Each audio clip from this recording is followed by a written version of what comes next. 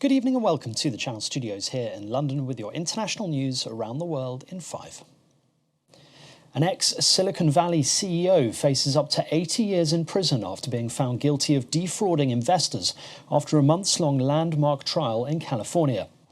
Did you commit fraud? Do you have any reaction to your guilty verdict? Elizabeth Holmes was surrounded by the media as she left court, with jurors finding her guilty on 4 counts. Plan to appeal? It's our actions that will determine this new stereotype. She founded Theranos, a healthcare company which claimed it could detect conditions such as cancer and diabetes with only a few drops of blood. But prosecutors successfully argued that Holmes chose fraud over business failure. I thank the jurors for their thoughtful and determined service that ensured verdicts could be reached. The guilty verdicts in this case reflect Ms. Holmes' culpability in this large-scale investor fraud, and she must now face sentencing for her crimes. A 49-year-old man accused of setting fire to South Africa's Parliament building in Cape Town has appeared in court to face 5 charges, including arson and possession of an explosive device.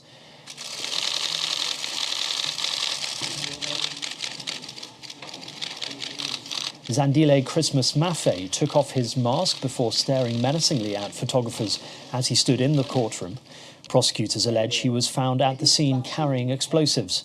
A lawyer for the suspect said he denied the accusations and would plead not guilty. Authorities said they had finally contained the fire after a second-day flare-up that completely destroyed the lower house National Assembly chamber.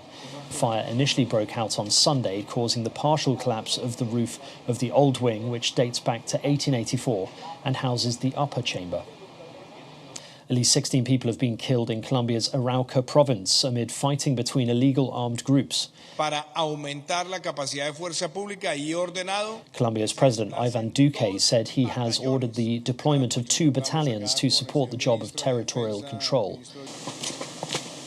Fighting broke out over the weekend in Arauca as members of the National Liberation Army fought with dissidents of the Revolutionary Armed Forces of Colombia. 12 families were also displaced as a result of the violence. Hong Kong's leader Carrie Lam said she could not accept suggestions that press freedom in the city faces extinction. Nothing is more important than the rule of law in Hong Kong.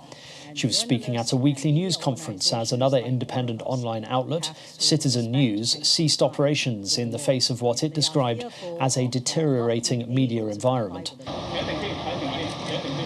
That came just days after police raided the online media outlet Stand News and arrested 7 people, including senior editors. French government officials have vowed to enact a law to block unvaccinated people from hospitality venues by mid-January.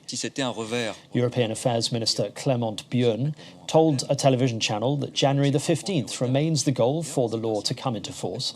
The legislation will effectively bar unvaccinated people from hospitality venues or trains in the country. Wild conditions sweeping across the coast of 2 Australian states in the aftermath of ex-tropical cyclone Seth have forced multiple beaches to remain closed. An eyewitness captured a massive wave rolling across South Golden Beach in New South Wales state, completely submerging sand dunes located behind it. And here locals tried to help a man save his vehicle on a beach in Queensland. 4 beekeepers have been detained in Chile following a protest calling for government support for their industry. Protesters geared with protective devices placed wooden beehives with thousands of bees inside outside La Moneda government palace. 7 police officers were stung as they tried to remove the beehives placed by the protesters to block a main thoroughfare.